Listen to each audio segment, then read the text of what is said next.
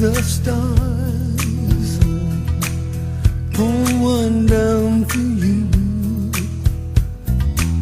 shining on my heart,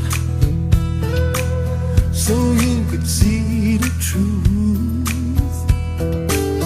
And this love I have inside is everything it seems, but for now I find it's only in my dreams that I can change the world. I'll be the sunlight in your universe. You would think my love was really something good. Baby, if I could change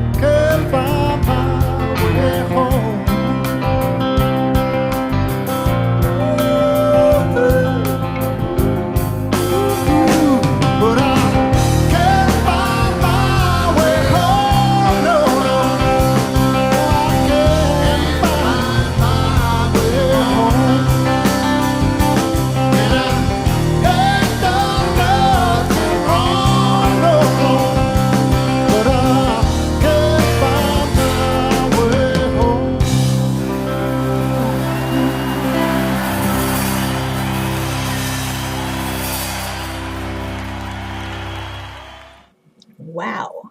Hello, everybody, and welcome to the Not the End of the World. It's a new beginning. And, oh, I forgot there's a delay. This is, well, I see I'm really close. I'm Maureen, and you're not. And this is TarotVisions Live Web TV, Internet Web TV call-in show. And let me see, there we go, matches. And I'm here to say we're still here. And happy new world. And I'm looking on the screen, and I don't see me up there yet. I wonder why. Anyway, there I am. Okay, you guys. Hello to everybody in the chat room, my chat room. Hello. Hello, Becca, Doug, Guest, Reggie, and Joe. Joe, there you are up at top. And hello, Eric. Eric's chat room over there. I was over there a second ago, but all right. So, what's up with this not the end of the world business? I think that's silly. I always thought it was silly, but we should be celebrating. It's almost Christmas.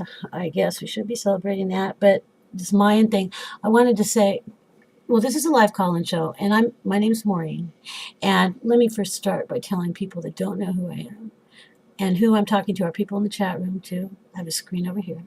I'm an intuitive empath, psychotic, psychic, and I have integrity. And I do what I do because I must. And I've been doing this professionally for, well, almost 25 years. And I help people with their direction, and I do it with a caring heart. And I'm very entertaining. As you can see, I'm funny. I laugh at myself anyway. Sense of humor. So I'm going to put the phone lines up, and anybody that's not in my chat room or over at Penn chat room, and your live stream, you can come over to mine, or mine, at TarotVisions.us, and just, it's really easy to get in. Go to live show, click on live show, and it's very simple. And if you're not over there, hello to you guys anyway. So, let's see. I also, God, there was something, oh yes, the line is open, if you want to call in. I wanted to say, wait a minute, let me make sure there's something here. That I saw this hilarious, I think I was telling you about this, Doug, the other night before we did our show, Thursday.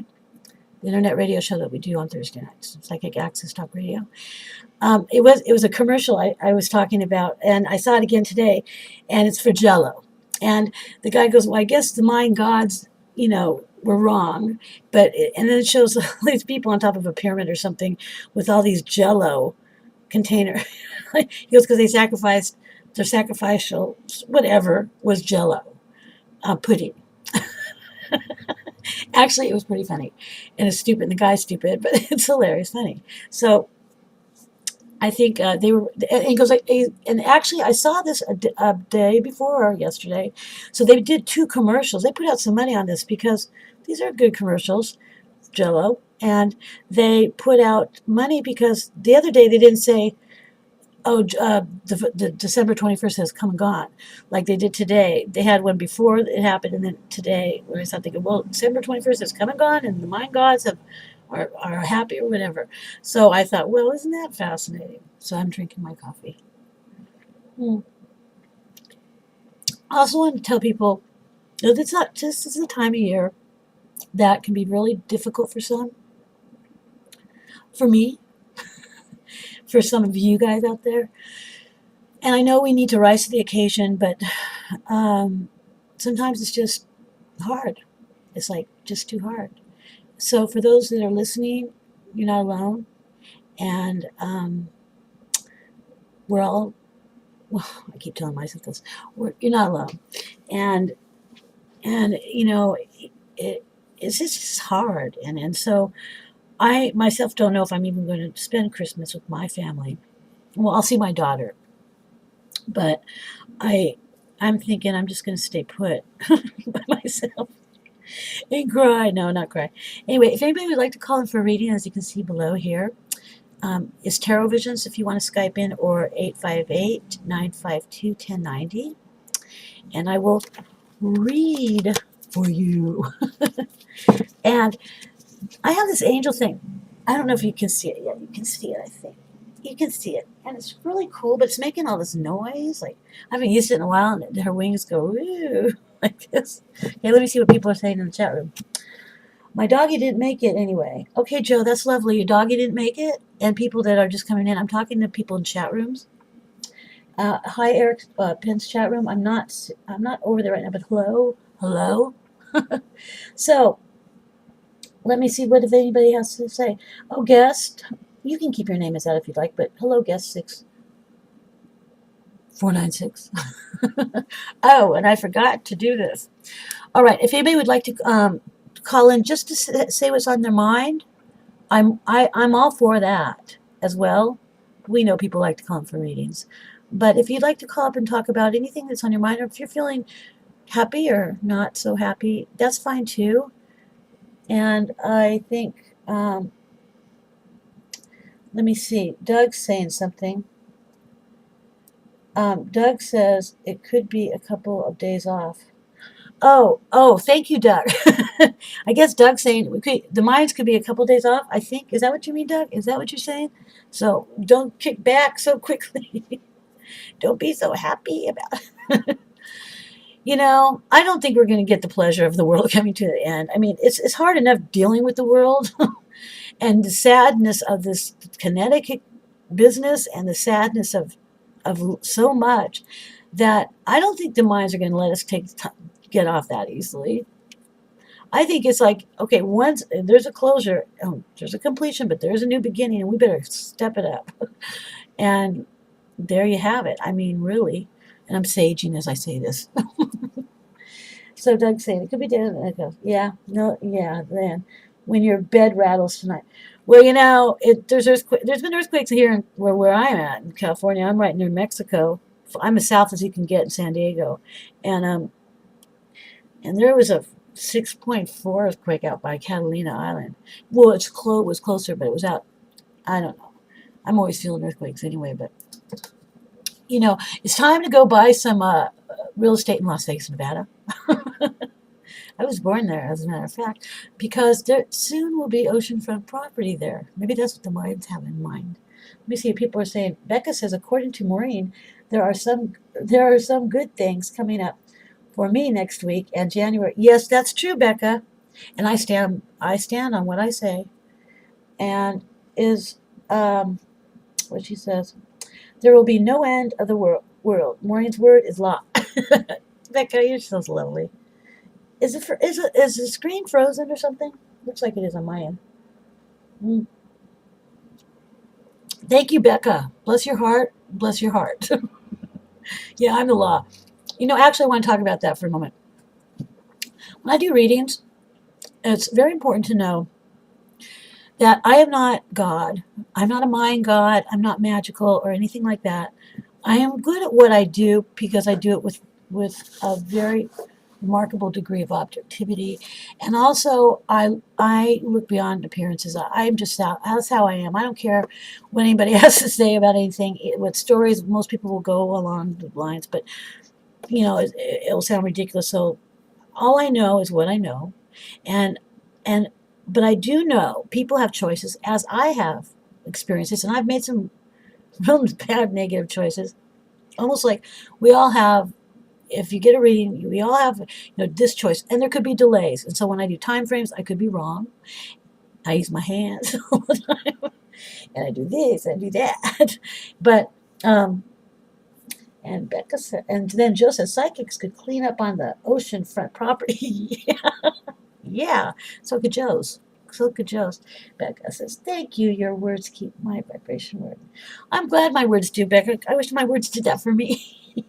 It's something else, when, I do this work not because I thought not that I read a book about how to do it, but anyway, when I do readings, people, they'll come back and say, well, that never happened, whatever. The bottom line is people that can't sit on their butts and just whatever I might have been seeing or coming up, there's always an opportunity for someone to say, forget it, as I have done for myself the negative way, and just not made any initiative to make things happen.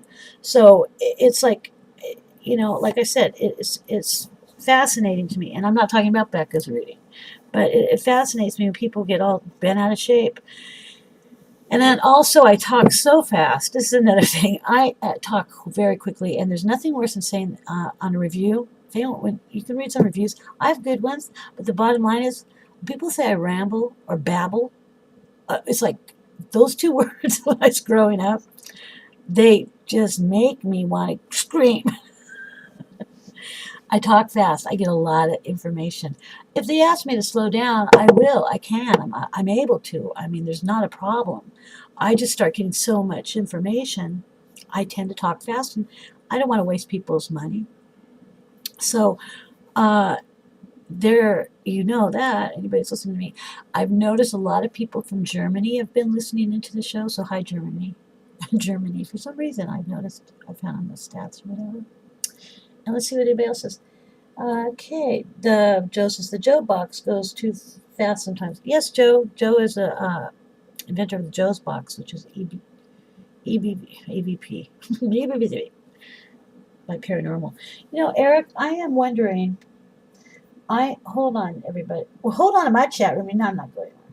Wait a minute, Mel. Hi, Mel. Mel, I think, has entered the chat room. Hello, Mel. Say hello to Alice as well. For those of you whom think I'm talking to myself, well, you're right. I do talk to myself, but in this situation, I do have a screen over here, and there's chat rooms. And so if you're listening to this not in the chat room, I don't see you. I can't say hello directly to you, I'm sad to say.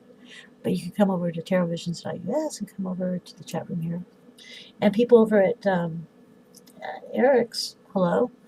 Eric, I don't know how I lost you from that. Well, you know what? It's always something with me. Wait. I think I can get. There I am. Hi, Mary. There I got. Hi, Cynthia. Hi, everybody over there. Yeah, I thought I lost that. So, whatever. So, like I said, Mary, I want to say it to everybody. Mary has a book out. And Mary, actually, it's January. I believe Mary, it's in January, I think. I'm waiting to see what she's going to say right there. And Cynthia, so nice to see you. And end of January, and it's called, wait for it, but you can pre-order it now. Mary's a very dear friend, and she's a fascinating woman, and she's a lovely woman. And it's called Woof Woof. It's called Animals Impacting the World. And I'm sure I have not, of course, read this book, but I have seen, because I know Mary. I'm getting to her. And it's a fantastic book, and it's her connection, it's her passion, and I'm looking forward to it. And I'm very happy for you, Mary. Congratulations. And job well done. And if I had my hat's off to you. Well, my hair is off to you. And you're welcome. So I wanted to say that I guess there's a lot of happy people out there. I'm not one of them. No.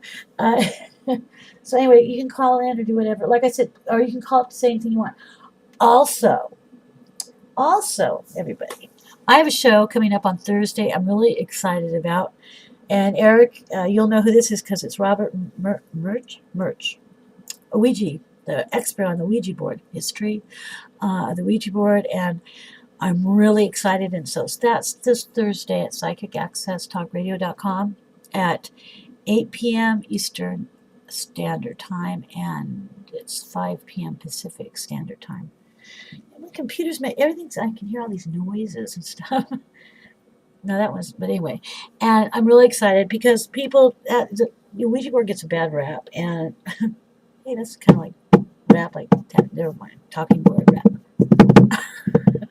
So, I'm really looking forward to the show a lot, and I think it will be very educational and enlightening for those of you who have been scared to death of the Ouija board. And really, the people that are scared, don't use it. Don't play with those things. It's not good. I mean, see, that again, if you go in with some preconditional thing, you'll make yourself crazy. Like I said, when I do readings, people, for example, many years ago, 20, and I'm going to say this because I think it was somebody that doesn't like. I don't use people's readings for examples in the present moment that I read for, but this was a very long time ago, and I read for a girl that was pregnant, and her boyfriend was there. Anyway, I saw that she needed to rest, and because it was very serious that she needed to rest. I'm not a doctor. I'm not a lawyer. I was going to school for law at one time, but that didn't work out. But I'm not any of those. But I was just saying she needed to rest, and it'd be to her benefit. I wasn't saying. I was just giving her some insight. She chose not to, and she kept going and going. She was a waitress. She kept going, and she lost her baby. The next thing you know, like I said, this was like 20 years ago. I'm getting these knocks on my door. I lived in a commercial zone building at the time in Long Beach, and she's knocking on the door with her boyfriend saying they wanted to burn me at the stake. I swear, I'm not kidding you, like a witch, because I made it happen. How in the world can I make that happen? I mean, if I can make that happen, why can't I make myself happy? For God's sake. I mean, I cannot, I'm not anybody that does this work. They're not God. So be careful when they talk about, I can burn some candles and take all those evil curses away. For heaven's sakes, nobody's cursed. You know, it's the power of suggestion, and for the love of God, if you're going to give away your personal power, well, then maybe go to church. You know, go to church or do something, because it's just, it really gets to me, because these people that they're messing with, these psychics or people that do the work supposedly that I do, they're not God, but people want to believe that they are so badly, or their powers or whatever. You know, there's only so much insight one can take, and the other person's going to have to do what they will with it. They own it. When people say, thank you, that reading was great, I go, well, you should thank yourself. It was your reading. But, you know, these people that are just, oh, I'm just ranting. Doug, you know, you like my ranting tonight? Doug's a good ranter. Huh? Doug, what do you think of my ranting? And what does it say here? Joe says, don't spend a second defending yourself, Maureen. Your fans love you just the way you are. Oh, really? Thank you. I can start singing now. Okay, so the phones are really quiet. Doesn't anybody want to call and say hi? And Mel, that's so nice to see you. Mel, I've known Mel since I was young. Well, I first met Mel when I was in my late 20s, and I'm really old now. Mel, don't I look the same? There. Yes, I did. And and let me see. If anybody's coming to any other chat room, hello. And I'm not able to see them both side by side. But if I keep ranting, Doug, ranting's a little more now. It's now I'm starting to be a ranter. Oh. Well, anyway, happy Hanukkah. My mother is Jewish. She's religiously Catholic, but so I'm half Jewish, so I can say that. And Merry Holiday Christmas. For God's sake, let's have a good New Year. Please. I think it would be nice. And I hope I'm entertaining you all with my rampage. And I apologize for the rampage. Now, I should have thought about, oh, wait a minute. I might have something, because you guys aren't calling. That's fine. Do as you will. But I think I have okay, well, let me think. Well, if I find it, I'll find it. I probably don't have it. Anyway, like I said, for those of you who are not really having are having a difficult time and feel isolated and hopeless and worthless and stuff, call in.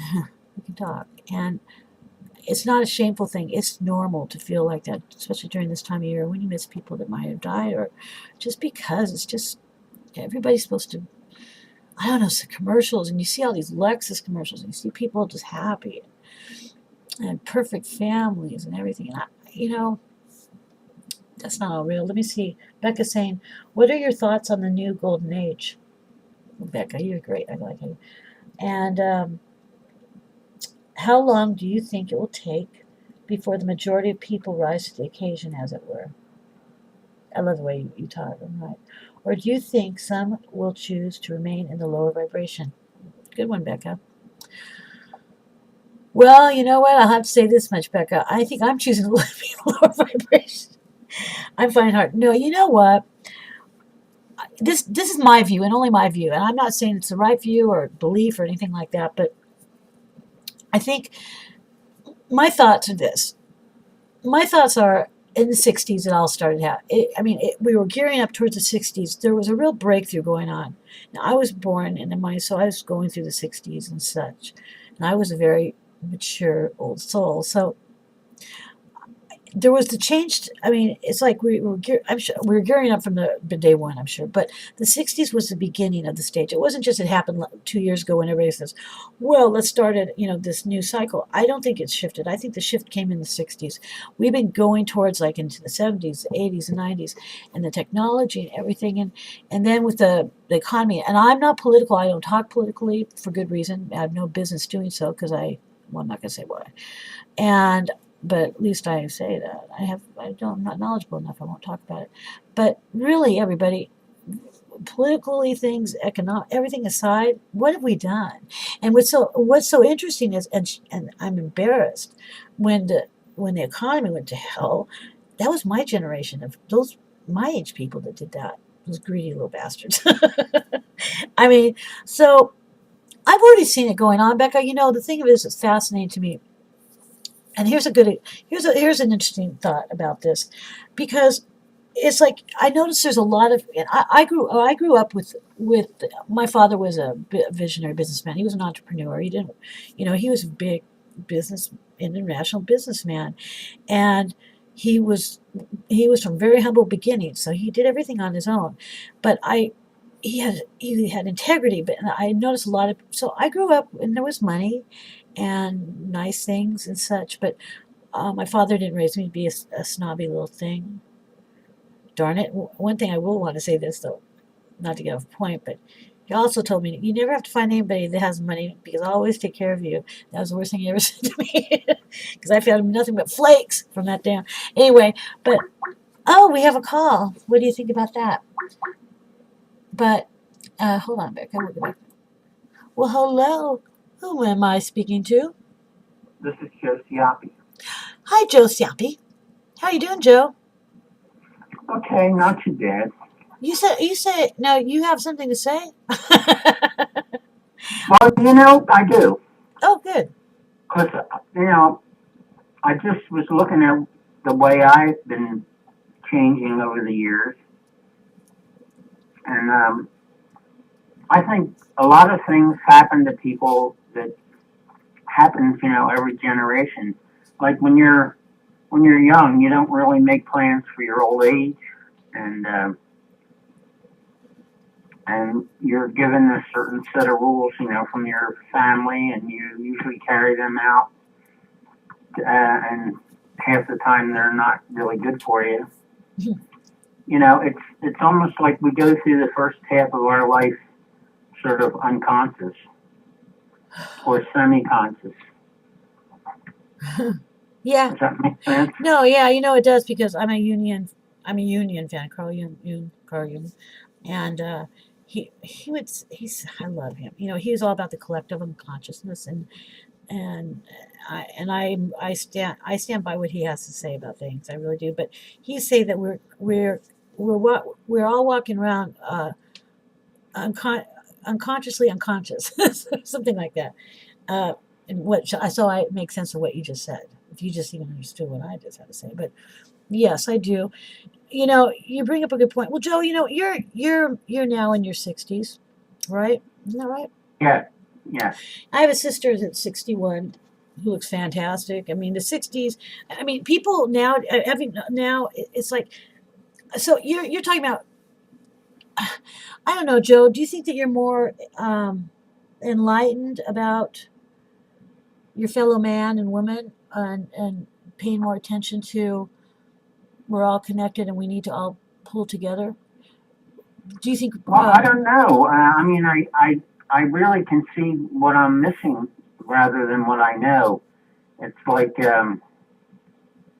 I wasn't prepared for living without my parents and having my kids grow up with their own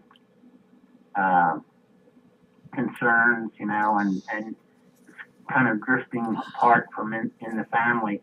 And, I guess there was an age when families were kind of on top of each other, but then they had problems with that too. Yeah, So I don't know what to say about that other than it's just different now. you know what it is? It's getting older too, and I've been really ripped apart about something within a family, the family structure. I'm very unconventional, but I'm very traditional, if that makes sense to anybody. If you think about it enough, it will.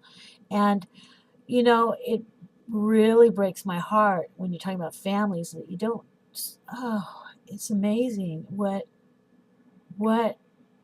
happens. The thing of it is, and you bring up, like, because, I talk about my father, but, he died a little over a year ago. And I've been really having an extremely difficult time with that. I know it's okay. I know all about that stuff, but you're right about preparing. I don't think you're supposed to prepare. I know it happens, but it seems it's just an odd feeling. And when the family, if there's some dysfunction going on after that person dies, who is the patriarch of the family, that freaks me out. Now, Joe, I know about your daughter. Joe, had his daughter passed. His daughter's not here with him, and must be. I can't even imagine that. I don't know. I haven't gone through that, Joe. Well, it's not like I could plan for that. No, nobody can. I'm talking about, living beyond a certain point, and then everything is strange. There's really I had made no plans at all. Apparently, even as I got older, I found out that you can't even buy insurance for old age. Oh yeah, retirement plan. Okay, But Joe, when it comes right down to it, you're right. About that and all now that the hippie. Well, I'm from the baby boom generation, but you're at the beginning. I'm at the end tail, and everybody now is needing to have. And this goes into what Becca was asking about. Actually, what you talked about, and actually what I just kind of pulled into the conversation with Joe, but planning for, well, so the people that really were the big part of the shift in the beginning of the shift, I think where we're at right now, were the people that were doing their LSD and having a good time, okay? And also opening the doors and everything, Vietnam, everything was wrong, and the music was fantastic, and everything was just changing, and free love and everything. Things really took a shift. Now those people are at the age that they are they able to not work anymore? They're retired. Some people have physical limitations.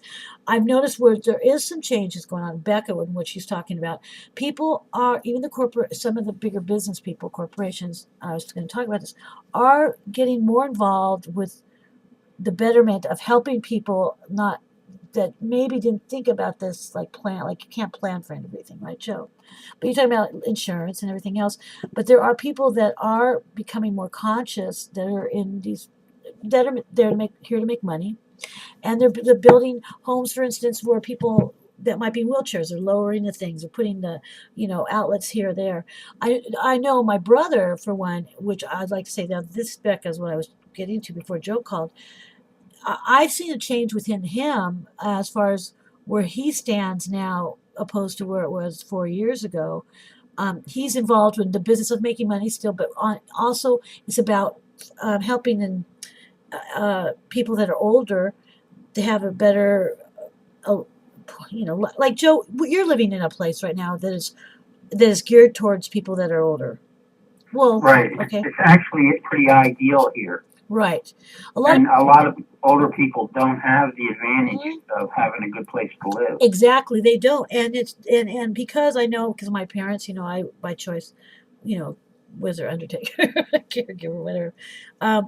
It's very true, and my mom is living in a place now, since my dad died, where it's all, she has a social life, and they have little gatherings, whatever, and it's small. It's not like the big home or whatever, but there are people that are getting on, and even though they're making money, but they're doing things, they're focusing on things that are much better for the whole world, for the people that are getting older to take care of.